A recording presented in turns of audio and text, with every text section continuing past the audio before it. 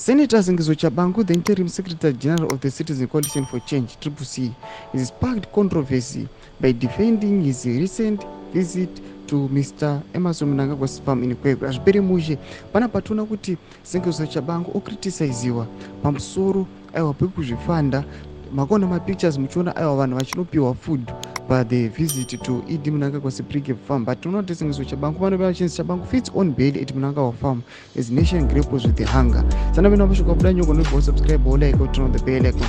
So muzo kuti nyika yese kuti aiwa Chabangu akapiwa 22 million yema political parties yamunongoziva ike zvino vanhu vaunyatsa kuona kuti aiwa is now enjoying his life.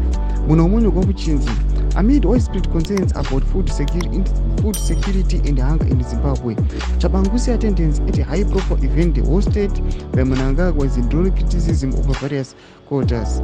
In a statement defending his visit, Chabangu emphasized the importance of separating politics from other aspects of life.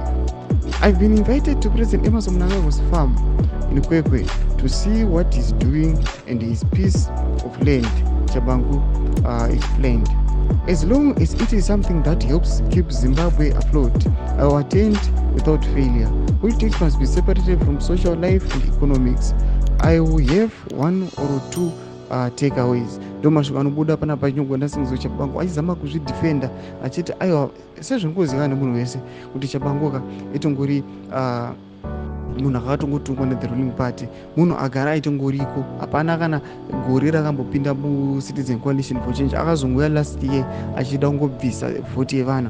Pana pachikwadi chakutongobuda kuti this guy anonzi Zengizo Chabangu aiwa ndo wanga agara ari ngore, anongoya zvakachingoda kudefenda kupa mastatement, but nyika yese yakunongomuziva kuti mukomana uyu mutengesi, mukomana ndiye ari kutambudza masocieties, ndiye ari kutambudza marural areas.